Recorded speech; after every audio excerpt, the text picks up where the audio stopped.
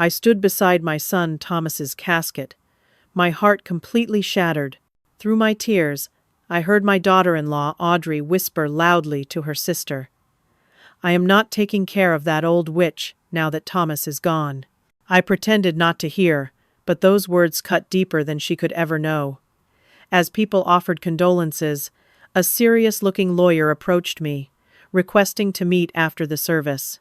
What had my son arranged before his unexpected heart attack at 46?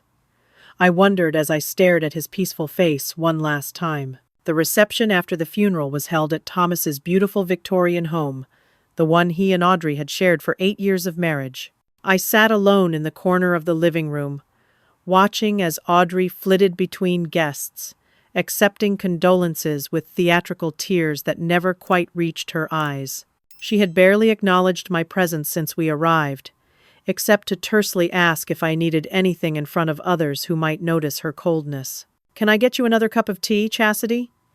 It was Margaret, my neighbor of 30 years, and one of the few true friends who had stayed by my side through the horror of the past week.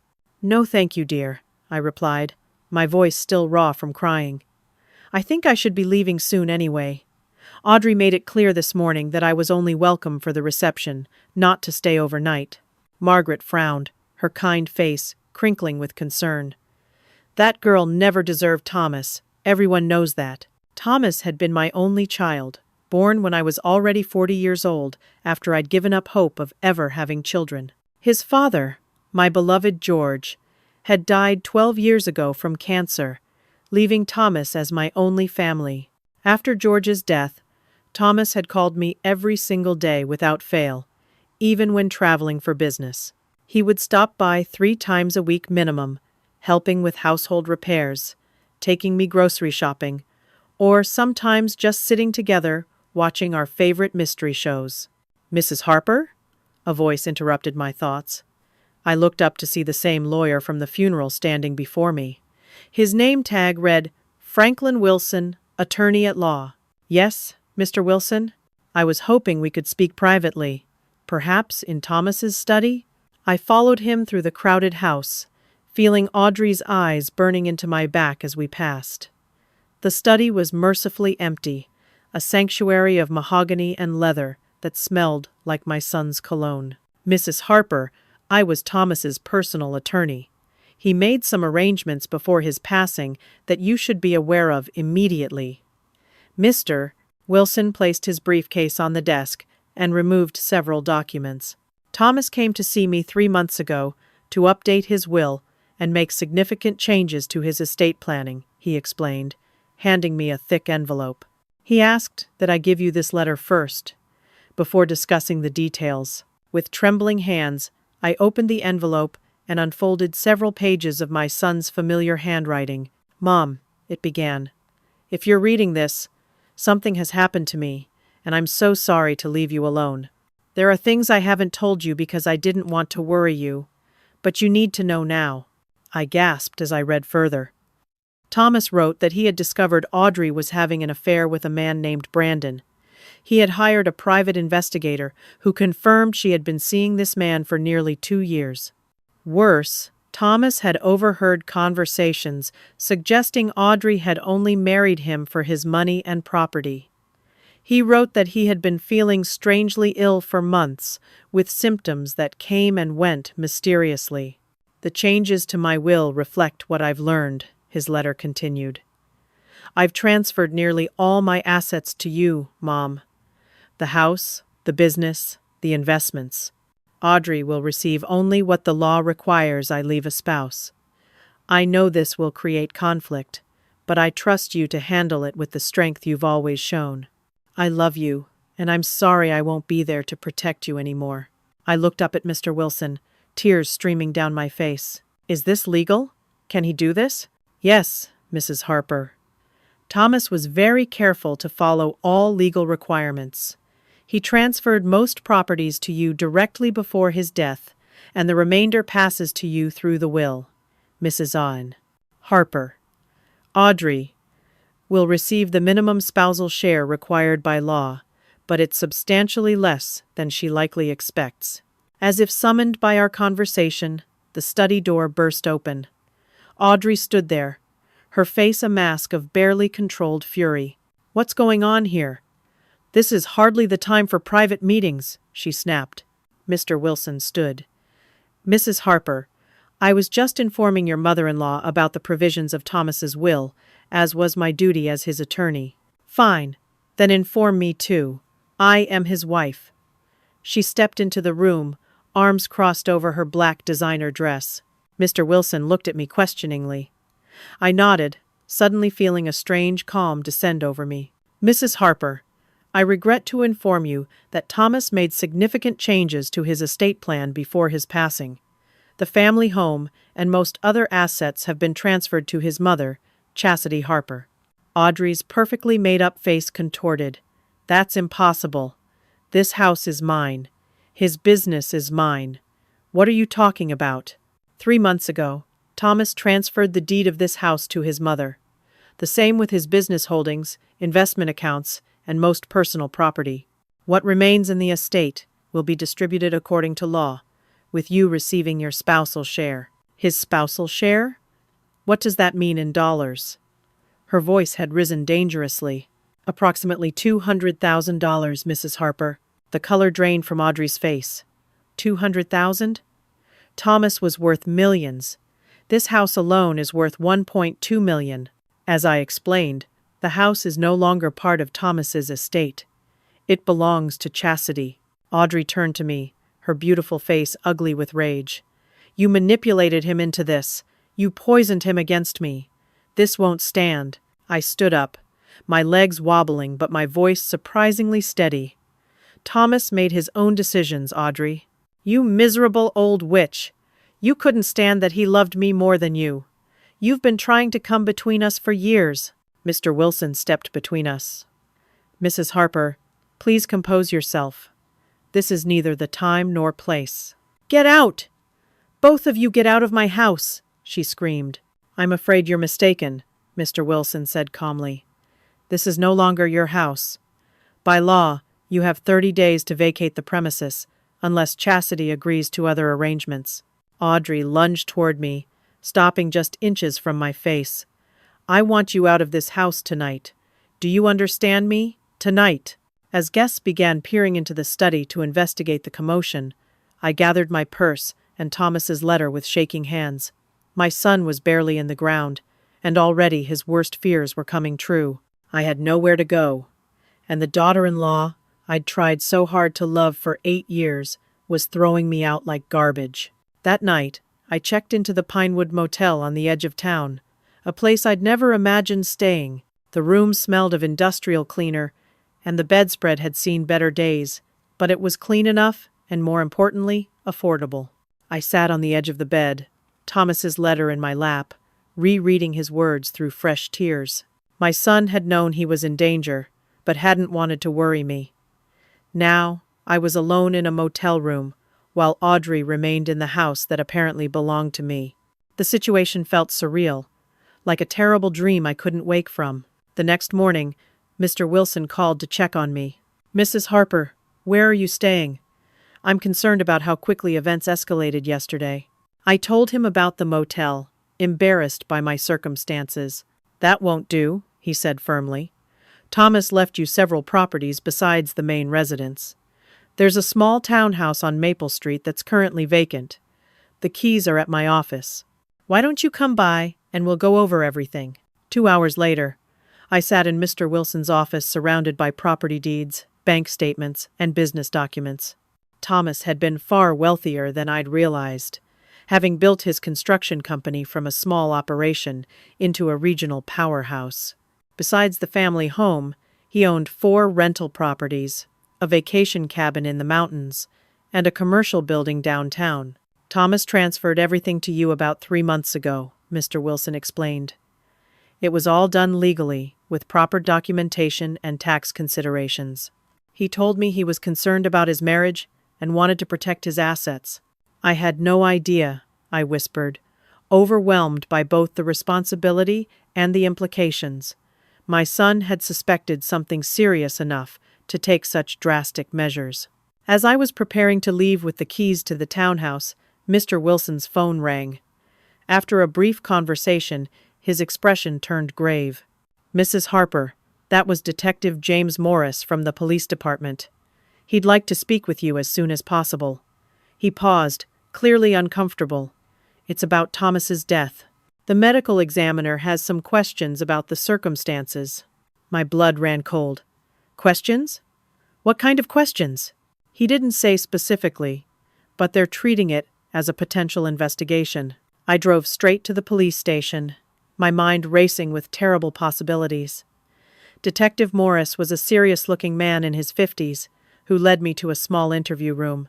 "Mrs. Harper, thank you for coming in. I understand this is a difficult time." His voice was kind but professional. "We've received the preliminary report from the medical examiner regarding your son's death. There were some anomalies that we need to investigate further." "Anomalies?" The word hung in the air between us. "Yes. Your son's official cause of death was cardiac arrest, but the toxicology report showed elevated levels of certain compounds that are unusual. We're conducting additional tests." I told him about Thomas's letter, about his suspicions regarding Audrey, and about the changes to his will. Detective Morris took detailed notes, his expression growing more concerned. "Mrs. Harper, I don't want to alarm you unnecessarily, but given this information, we're going to expedite the additional testing. In the meantime, I'd advise you to be cautious in your interactions with your daughter-in-law."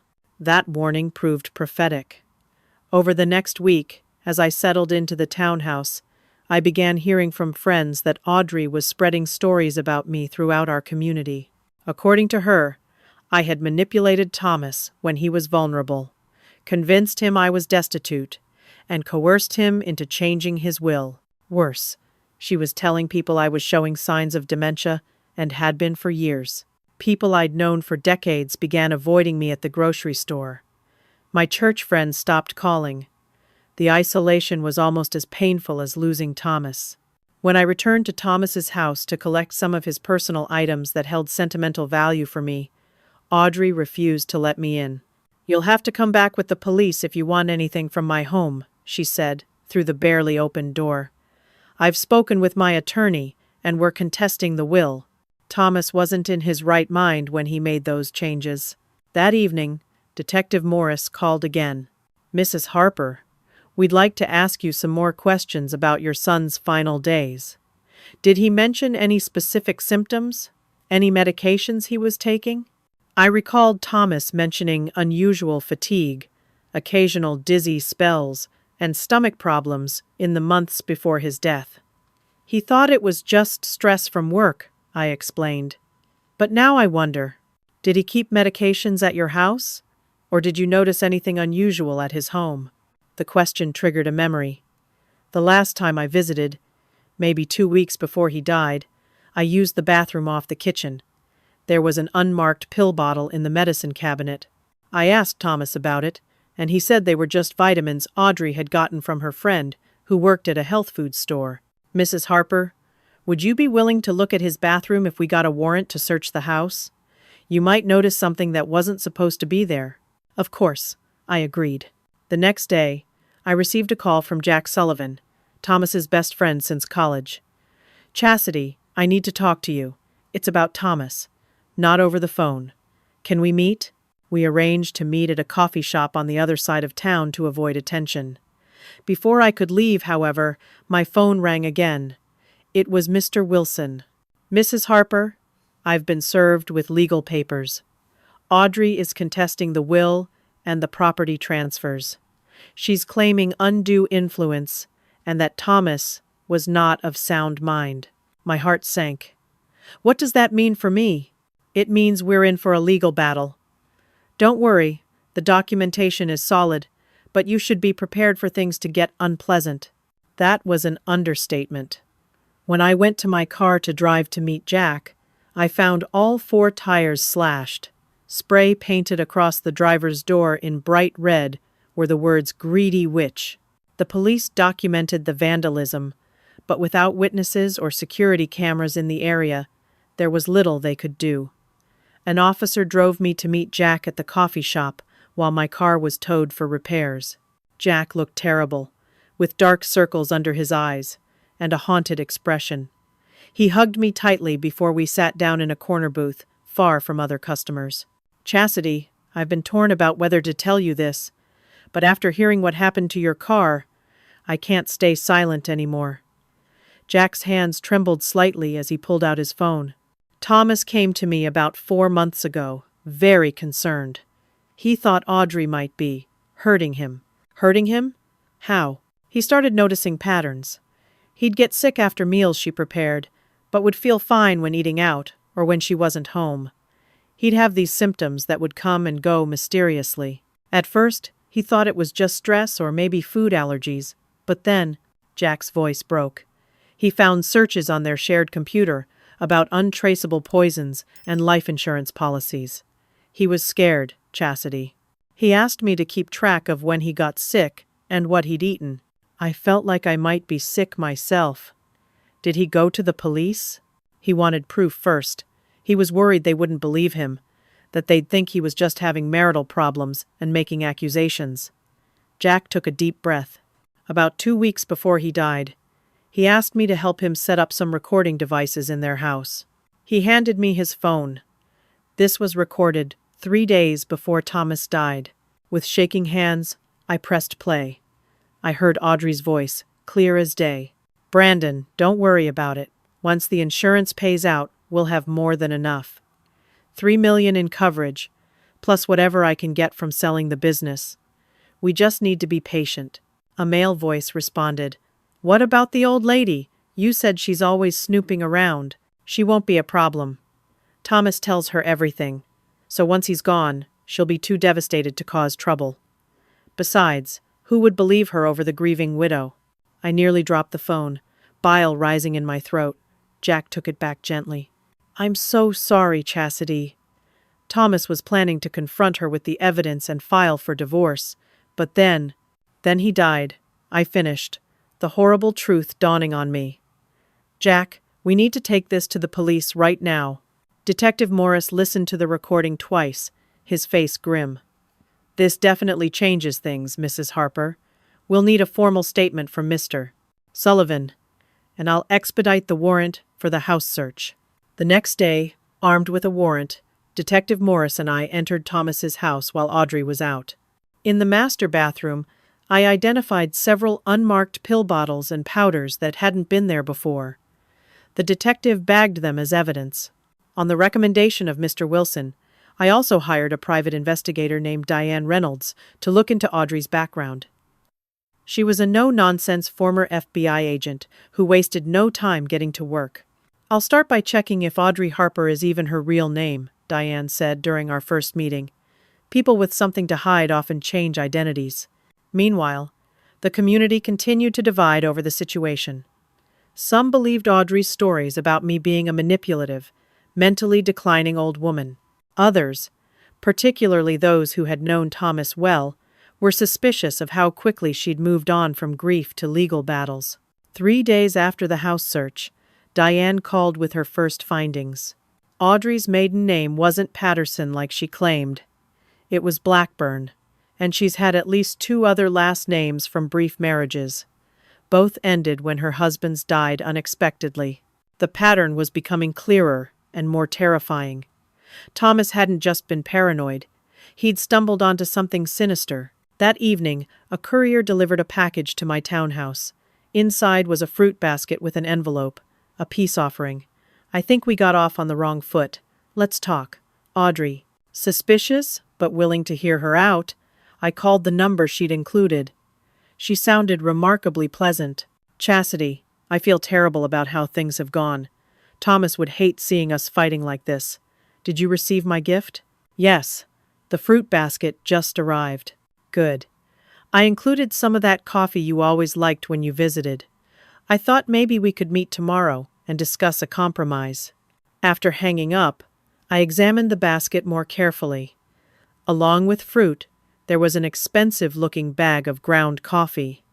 Something about the gesture felt off, considering everything that had happened. I set the coffee aside without opening it. The next day, I had to stop at the pharmacy to pick up my blood pressure medication. As I waited in line, a wave of dizziness hit me. The room began to spin, and the last thing I remember was the pharmacist rushing toward me as I collapsed to the floor. I woke up in a hospital bed, with an IV in my arm, and monitors beeping steadily beside me. Detective Morris sat in a chair nearby, his expression even more serious than usual. "Mrs. Harper, how are you feeling?" My mouth was dry, my thoughts foggy. "What happened?" "You collapsed at Parker's pharmacy.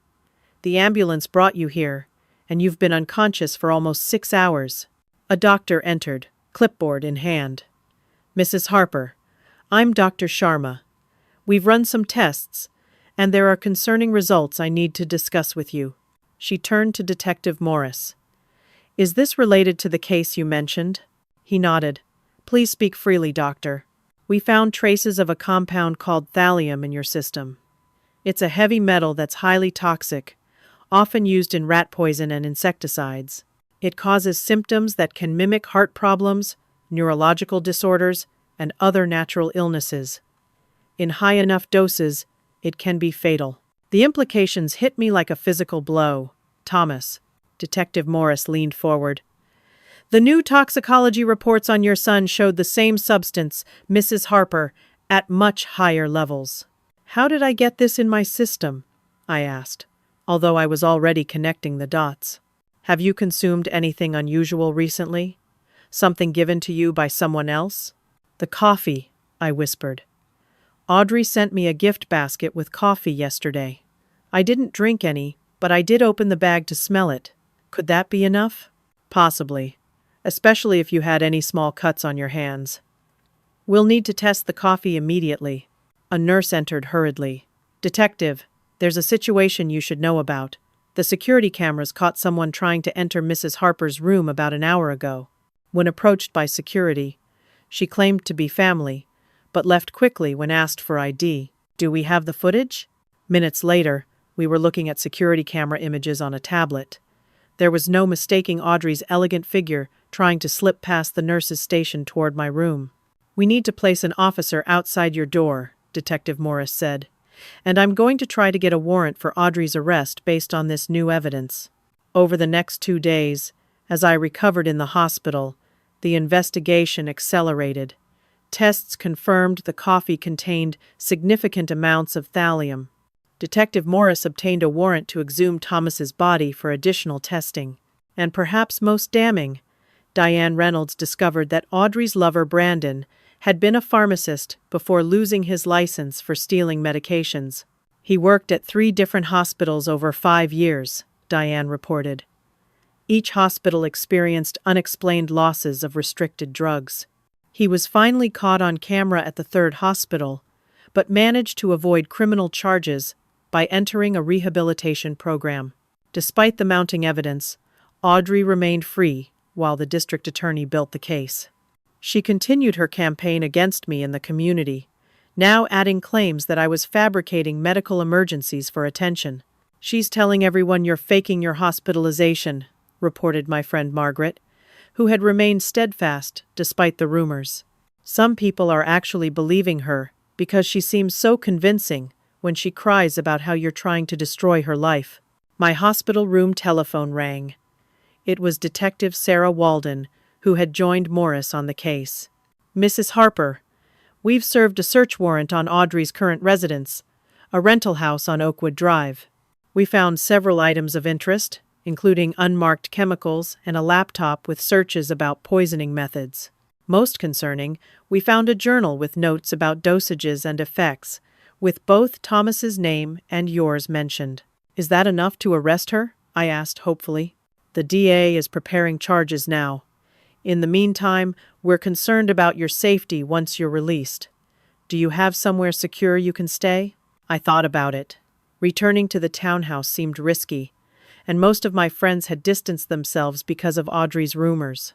Then I remembered Emma Lewis, Thomas's childhood friend, who now ran a small farm about 40 minutes outside town. We had always gotten along well, and her isolated property might provide safety. When I called Emma and explained the situation, she immediately offered her guest cottage. "It's small, but comfortable, And no one would think to look for you here. Plus, my 3 Dobermans patrol the property at night. As I prepared for discharge the next day, Mr. Wilson visited with troubling news. Audrey's legal team has presented documents they claim show Thomas was suffering from paranoid delusions in the months before his death. They've submitted affidavits from 2 doctors stating he was mentally unstable when he changed his will. That's ridiculous. Thomas was perfectly sound of mind. I agree, and we can fight it, but it complicates things. They're pushing for an emergency injunction to freeze all assets until the case is resolved. I felt overwhelmed by the legal, medical, and criminal aspects converging around me. Part of me wanted to give up, to let Audrey have whatever she wanted if it meant I could mourn my son in peace. But another part, a stronger part that reminded me of Thomas's determination, refused to let his murderer win. "Franklin," I said, using Mr. Wilson's first name for the first time, "I'm not hiding anymore. Thomas fought to protect me, and now I need to fight for justice for him. What's our next step?" After being discharged from the hospital, I moved into Emma's guest cottage as planned. The small space with its patchwork quilt and handmade curtains became my war room, where I coordinated with Detective Walden, Mr. Wilson, and Diane Reynolds. "The district attorney wants to meet with you," Detective Walden informed me during our daily call. "They're building a case for murder and attempted murder, but need your full testimony." The meeting with District Attorney Patricia Gonzalez was scheduled for the following day at her office. She was a formidable woman in her 50s, with intelligent eyes that missed nothing. "Mrs. Harper, the evidence we're gathering is compelling, but there are still gaps we need to fill. Can you think of anywhere else Thomas might have kept records or evidence? He seems to have been methodically documenting his suspicions." I thought carefully. Thomas had a home office in the basement that he kept locked. Audrey never went down there because she complained about the dampness. He might have hidden something there. With another search warrant in hand, Detective Walden and I returned to Thomas's house. Audrey was now staying elsewhere, having been served with a restraining order to stay away from me. The basement office was untouched, exactly as Thomas had left it. "Do you know the combination to the safe?" Detective Walden asked, pointing to a large floor safe partially hidden behind a filing cabinet. I shook my head, then paused. "Wait. Try 3/17/66. It's the date we moved into our first real house when Thomas was 6. He always said it was when he felt truly secure for the first time." The safe opened on the first try, revealing a treasure trove of evidence. Videos from hidden cameras throughout the house, financial records showing Audrey's secret accounts, and most damning of all, a detailed journal Thomas had kept for months. March 14th. I read aloud from one entry. "Severe stomach cramps and vomiting after dinner. Audrey made my favorite pasta, but had to take a phone call and didn't eat hers until later. This is the 3rd time this month I've gotten sick after a meal she specially prepared for me." Another entry read, April 2nd. "Found searches on our computer about life insurance payouts and untraceable poisons. Took screenshots and backed them up to my secure cloud storage. Password and details in the envelope marked Jack in my office safe." Detective Walden carefully bagged all the evidence. "This is exactly what we needed. Thomas essentially built the case for us from beyond the grave." With the new evidence, my confidence grew. Mr. Wilson advised using some of Thomas's business connections to further investigate Audrey's past. Thomas had clients and partners all over the state. Some of them might be willing to help track down information about Audrey's previous marriages. Through these connections, we discovered that Audrey had been briefly married to a wealthy real estate developer in Florida, who died of apparent heart failure 5 years ago. Before that, she had been engaged to a retired investment banker who suffered a tragic accident while hiking. Both men had changed their wills in her favor shortly before their deaths. Meanwhile, Diane Reynolds had been tracking Brandon, Audrey's lover. "He's purchased unusual chemicals from specialty suppliers 3 times in the past year," she reported, "including thallium acetate, which matches what was found in both your system and Thomas's." Armed with mounting evidence, I faced an internal struggle between my desire for vengeance and my belief in proper justice. I wanted Audrey to suffer as Thomas had suffered, as I was suffering. But I knew that wasn't what Thomas would want. He believed in doing things the right way, I told Emma one evening, as we sat on her porch watching the sunset. Even when he discovered what Audrey was doing, he gathered evidence properly and planned to use the legal system. I need to honor that. Instead of retaliating against Audrey's community smear campaign with similar tactics, I decided on a strategic approach.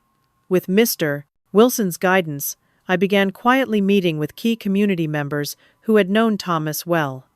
His employees, longtime clients, and friends from civic organizations. I'm not asking you to take sides, I told each of them. I just want to share the facts as we know them, and let you draw your own conclusions. Several of Thomas's loyal employees came forward with stories about Audrey's behavior at company functions, her attempts to influence business decisions, and her obvious disinterest in Thomas's work, except when it came to finances.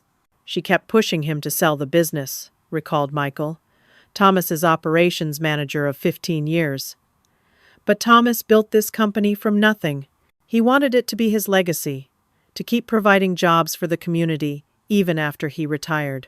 As the legal and criminal cases built momentum, Audrey grew increasingly desperate. Late one night, the security alarm at Emma's farm blared through the darkness. Emma's dogs barked frantically as we peered out the windows to see a figure attempting to break into the main house. "Stay inside and call 911, Emma ordered, grabbing her shotgun from above the fireplace. When the sheriff's deputies arrived 15 minutes later, they found Emma holding Audrey at gunpoint beside a broken window.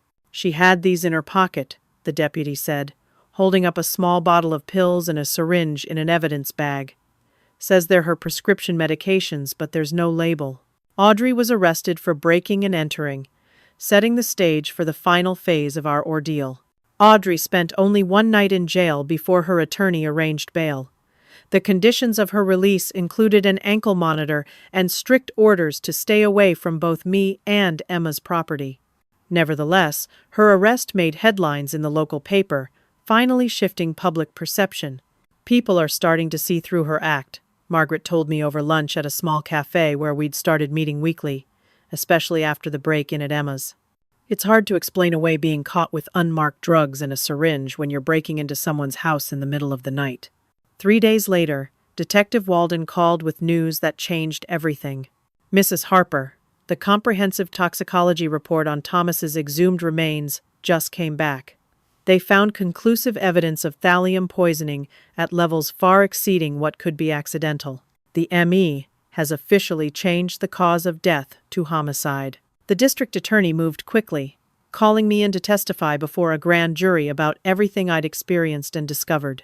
For 6 hours, I recounted the events from Thomas's death through my own poisoning, showing them his journal entries and the evidence we'd gathered. By the end of that week, the grand jury returned indictments against both Audrey and Brandon for first-degree murder, attempted murder, conspiracy, and various other charges. The morning after the indictments, Mr. Wilson and I sat in his office reviewing documents when his secretary burst in. "Turn on the news!" They just identified Audrey on Channel 6. We switched on the small television in the corner to see a news anchor looking grave. Breaking news in the Thomas Harper murder case. Prosecutors have revealed that Audrey Harper, charged with poisoning her husband and attempting to poison her mother-in-law, has been identified as Angela Blackwell, wanted for questioning in 2 other suspicious deaths in Florida and Georgia. Records show she has changed her name multiple times and may be connected to as many as 4 deaths of wealthy men over the past decade. The camera cut to District Attorney Gonzalez on the courthouse steps. This case has revealed a pattern of predatory behavior targeting affluent men. We believe the defendant methodically worked her way into these men's lives, isolated them from family members, and then slowly poisoned them for financial gain. Public opinion swung dramatically. Former friends who had believed Audrey's lies now called to apologize. Community members offered support and condolences that had been withheld during the weeks of uncertainty. In the midst of the legal proceedings, I decided to use Thomas's assets in a way that would honor his memory. With Mr. Wilson's help, I established the Thomas Harper Foundation, dedicated to supporting victims of financial exploitation and elder abuse. Thomas always protected those who couldn't protect themselves, I explained at the small press conference announcing the foundation. This is how his legacy will continue. The preliminary hearing for Audrey's criminal case became the stage for our first direct confrontation since Thomas's funeral. As I took the witness stand and swore to tell the truth, I looked directly at her for the first time in weeks. The beautiful, charming woman who had once been my daughter-in-law now looked haggard and harsh, her true nature visible in the cold calculation of her eyes. For 2 hours, I testified about Thomas's declining health, his suspicions, the evidence he'd gathered, and my own poisoning. Throughout my testimony, Audrey stared at me with undisguised hatred, occasionally whispering frantically to her attorney. When the prosecutor finished questioning me, Audrey's attorney rose for cross-examination. He attempted to paint me as a jealous, possessive mother who had never accepted her son's wife, who had manipulated a grieving son after his father's death, who was now fabricating allegations out of spite. "Mrs. Harper," he said condescendingly, "isn't it true that you never approved of your son's marriage to my client?" I took a deep breath before answering. I wanted Thomas to be happy. When he first introduced me to Audrey, I was thrilled that he had found someone. It was only over time, seeing how she isolated him from friends and family, how she belittled his accomplishments, and how he changed around her, becoming anxious and withdrawn, that I became concerned. "So you admit you were prejudiced against my client?" "No. I gave her every chance. I invited her to family events, bought her thoughtful gifts, tried to find common interests. I have the text messages and emails where I reached out repeatedly, only to be rebuffed or given excuses." The attorney changed tactics, questioning my mental acuity and suggesting I had misinterpreted innocent situations due to my age and emotional fragility after my husband's death. I sat up straighter, my voice stronger than it had been in months. "I am 67 years old, counselor, not incompetent. I worked as an accountant for 40 years before retiring. I managed my husband's care through 3 years of cancer treatment, handling complex medical decisions and insurance claims. I've served on the library board for 15 years and still balance their annual budget. My age is not a deficiency."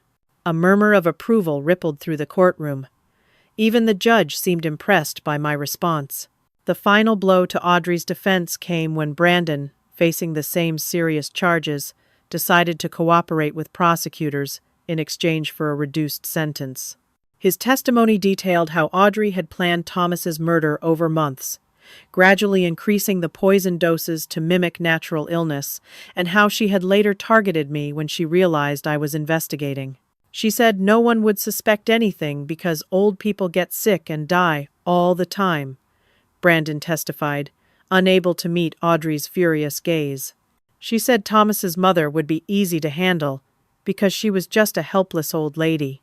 As the hearing concluded, the judge ordered Audrey to be held without bail until trial, deeming her a flight risk due to her history of identity changes and the seriousness of the charges. That assessment proved prescient when, just 2 days later, Detective Walden called me at Emma's farm. "Mrs. Harper, I thought you should know immediately. Despite the ankle monitor, Audrey somehow managed to remove it and attempted to board a flight to Mexico using a fake passport.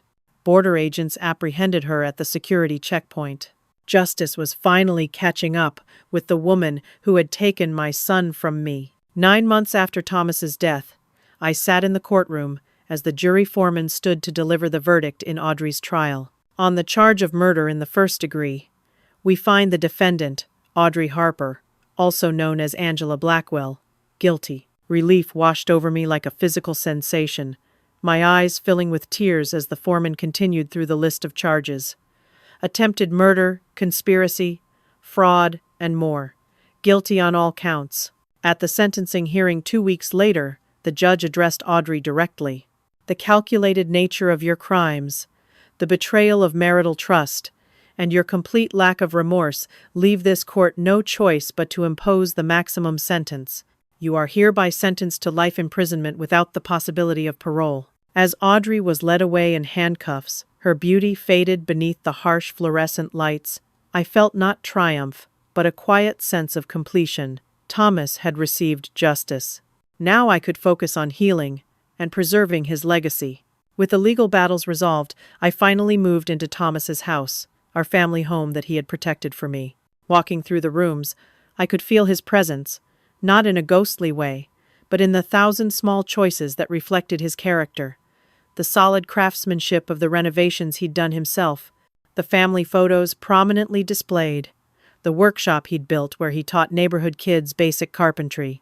I decided to maintain Thomas's construction business rather than selling it, keeping on the loyal employees who had stood by us during the investigation. Michael, the operations manager, proved invaluable in helping me understand the day-to-day workings. "Thomas always said you had the best head for business in the family," Michael told me one afternoon as we reviewed quarterly reports. "He said he got his work ethic from you." The Thomas Harper Foundation became my primary focus. Using the substantial assets Thomas had left me, we established programs to help elderly victims of financial abuse recover their losses, funded educational initiatives to help people identify predatory relationships, and provided legal assistance to victims of similar crimes. Through the foundation, I found purpose in my grief and connections with others who understood the unique pain of losing a loved one to deliberate harm. We formed a support network that became like a second family to me. One afternoon, Mr. Wilson called with an unexpected development. "Mrs. Harper, I found something while doing the final review of Thomas's digital assets. There's a video file addressed to you, dated just 2 weeks before his death. Would you like me to send it to you, or would you prefer to view it at my office?" "Please send it," I said, my heart racing. "I want to see it at home." That evening, with Emma and Jack for moral support, I opened the file on my laptop. Thomas's face filled the screen, thinner than I remembered, but with the same kind eyes. "Mom," he began, his voice steady, despite the obvious effort it took. "If you're watching this, then my suspicions were right, and I didn't make it. I'm so sorry to leave you with this mess. I hope the precautions I've taken have protected you financially at least." He paused, taking a sip of water before continuing. "I want you to know that I figured it out too late. By the time I understood what was happening, I think the damage was already done. The doctors can't explain my symptoms, but I can." His expression hardened momentarily. "It's Audrey. I've documented everything in the safe." His face softened again. "But that's not why I'm making this video. I wanted to tell you how much I love you, how grateful I am for everything you taught me about integrity and perseverance. You showed me what real strength looks like when you cared for Dad, and now I need you to be that strong again." Tears streamed down my face as Thomas continued. "Don't let what Audrey did define the rest of your life. You still have so much to give, so much love and wisdom to share. Promise me you'll find a way to use this experience to help others. That's how we'll win in the end." His final words stayed with me long after the video ended. "I love you, Mom. Find joy again. That's what I want for you more than anything else." In the months that followed, I worked to honor that request. I rebuilt relationships that had been damaged by Audrey's rumors, reconnecting with old friends and forming new bonds through my foundation work. Detective Walden, now a close friend, helped me establish connections with victim advocacy groups. Emma's farm became a weekend retreat where I could find peace among her gardens and animals. I also transformed part of Thomas's business to specialize in creating safe, accessible housing modifications for elderly and disabled clients, allowing them to remain independent in their homes. It combined Thomas's construction expertise with my growing advocacy for vulnerable populations. When the first anniversary of Thomas's death arrived, I gathered his closest friends in the backyard of our family home. Instead of a somber memorial, we shared stories that celebrated his life, his humor, his generosity, and his determination. We planted a young oak tree, symbolizing the strength and shelter he had provided to so many. Standing beside the newly planted tree, watching the sunset paint the sky in brilliant oranges and purples, I felt Thomas's presence more strongly than I had since his death, not as a ghost or a supernatural visitation, but as the enduring impact of a life well lived, a legacy that continued through the people he had touched and the values he had upheld. "He would be so proud of you," Jack said, joining me by the tree. "Taking on Audrey, preserving his business, starting the foundation. You've become a force to be reckoned with, Chasity." I smiled, realizing the truth in his words. I had transformed from a grieving, displaced mother to someone who had found purpose and strength through the most painful experience imaginable. On what would have been Thomas's 47th birthday, I visited his grave with fresh flowers and a heart full of news to share. The foundation had helped its 100th client. His business had expanded to 3 neighboring counties. The first beneficiary of the scholarship we'd established in his name was graduating with honors from the local community college. "I kept my promise, Thomas," I said quietly to the granite headstone bearing his name. "I found joy again. Not despite what happened, but because your love was stronger than her hatred. You protected me one last time, giving me the resources to build something meaningful from our tragedy." As I walked back to my car, my phone rang with a call from a woman recently referred to the foundation, her voice trembling with the same fear and confusion I had felt a year earlier. "Mrs. Harper, I was told you might understand what I'm going through." "I do understand," I assured her, sliding behind the wheel. "And you're not alone anymore. Let me help you find your way through this, just like someone once helped me." And in that moment, I realized that Thomas had given me not just financial security, but something far more valuable: the opportunity to transform our family's greatest tragedy into hope for others. The path forward was clear now, lined with purpose and connection, and yes, even joy. Just as my son had wished for me. Have you ever had to reinvent yourself after a devastating loss? I'd love to hear your stories in the comments below. Life can challenge us in unimaginable ways, but like Chasity, we all have the capacity to find strength we never knew we possessed. If this story touched your heart, please like and subscribe to our channel for more tales of resilience and transformation.